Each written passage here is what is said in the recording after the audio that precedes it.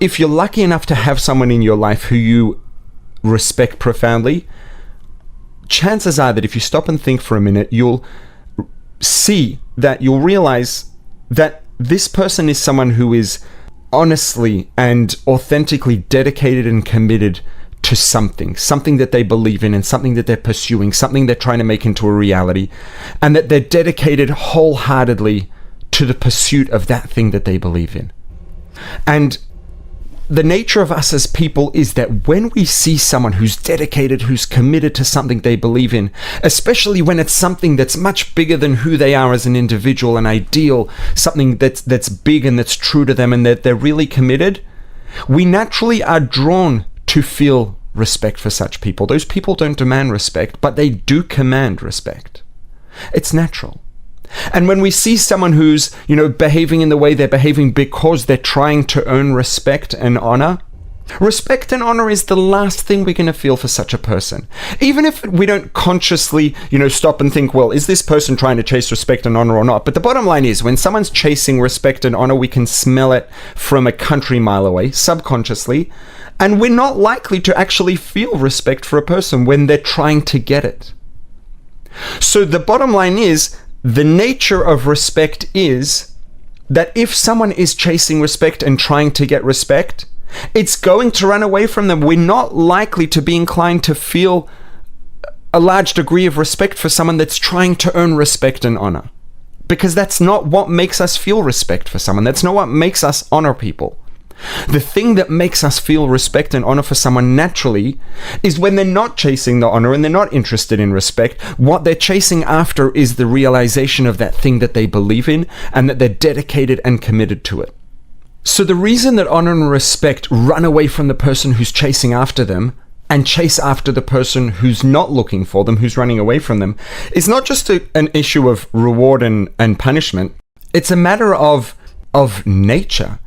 Because the thing that makes us feel respect and honor towards someone, the thing that makes us feel respect towards someone and to honor them does not include trying to get honor and respect. Trying to get honor and respect is to a degree the opposite of the thing that makes us feel honor and respect. So if a person's chasing honor and respect, by definition, they will not get it. Because chasing honor and respect is the opposite of the thing that makes people feel honor and respect for someone. So the intentional pursuit of honor and respect is self-defeating by definition and by its nature, not just as a reward and punishment. That's the nature of the way it works. That's human nature. And the same thing is true of happiness. And this is why it's so easy to get caught up in chasing happiness, in the pursuit of happiness, and to feel like the more we run after it and work so hard and try to be happy, to become happy, the more elusive it becomes. Because the nature of happiness is such that which causes happiness does not include chasing happiness, does not include trying to be happy. And if we're caught up in the pursuit of happiness, if we're caught up in trying to become happy, it will not lead to happiness. And this is so important to understand. I want to talk about why that's the case, about what is the nature of happiness that makes this be the case. And this is why I started off saying that technically, no, we can't introduce happiness proactively, because happiness doesn't work that way. But effectively we can. Once we understand how it works, if we can let go of the pursuit of happiness, because the pursuit of happiness is self-defeating by definition, by the nature of happiness, and instead get involved in the things that do cause happiness, that's the way that we can actually achieve happiness. And so I want to talk about the nature of happiness. And happiness is sort of in a category of very fundamental things that are built into our nature biologically as people. And these systems are built into our nature to guide us through life. So I want to let's start super basic, right? Let's talk very basic about hunger and thirst, right?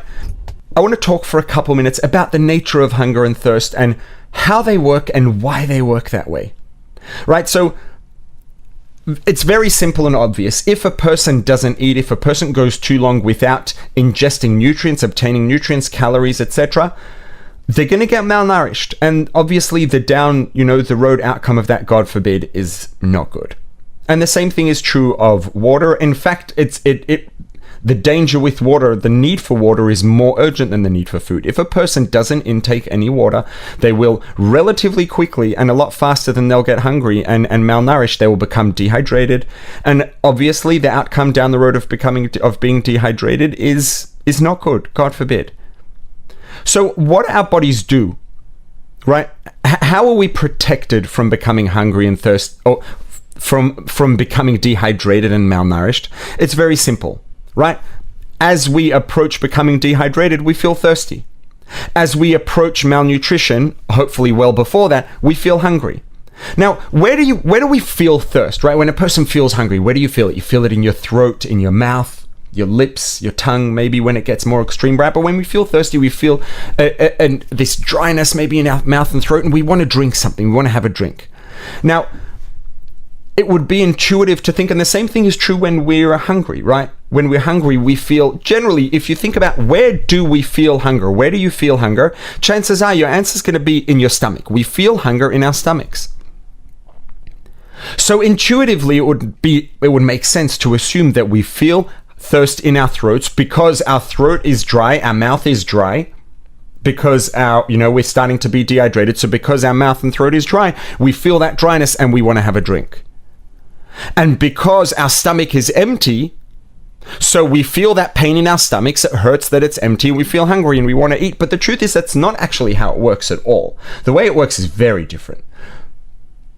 The thing that makes us feel hungry is actually our blood sugar, or the level of nutrients in our blood generally. When our blood has enough nutrients in it to supply and to pass around the body to take care of the needs of our bodies, we feel, there's no need to feel hungry.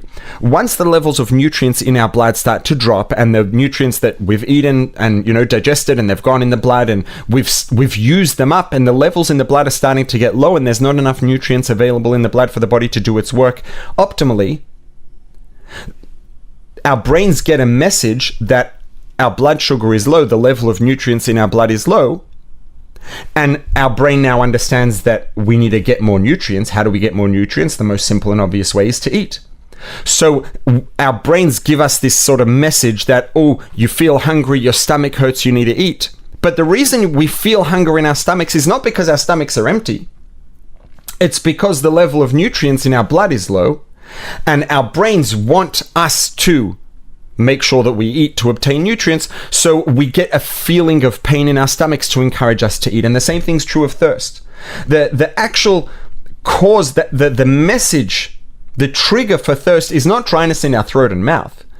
It's actually, there are sensors specifically in our vascular system, in our blood vessels, that measure the blood pressure, that measure how concentrated our blood is. And when our blood pressure starts to drop and the blood gets very concentrated because there's not enough water in the blood to dilute it to the level that it's supposed to be at, these sensors get the message that the blood's too concentrated. It's the blood pressure's getting a bit low. There's not enough water in the system, in the circulatory system.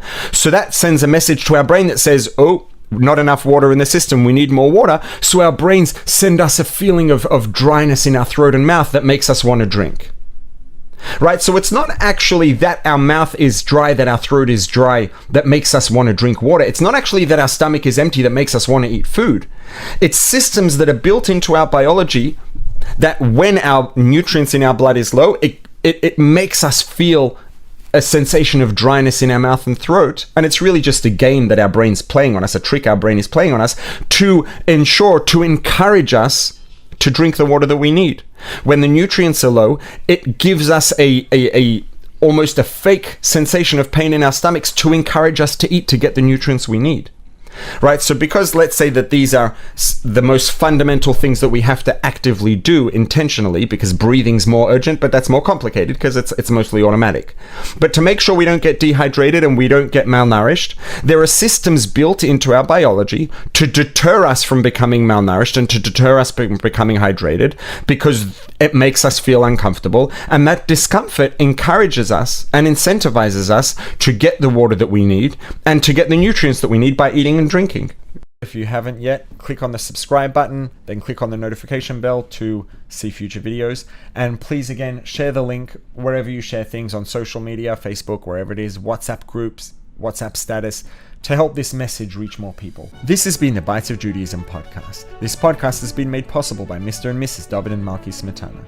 If you found it valuable, please leave a 5-star rating and a review. It really does help it reach more people. And tell your friends about it. If you haven't yet, you can subscribe on all the major podcast platforms at rabbiglick.link/podcast. To dedicate a future episode of the podcast, send an email to podcast@rabbiglick.com. See you next time.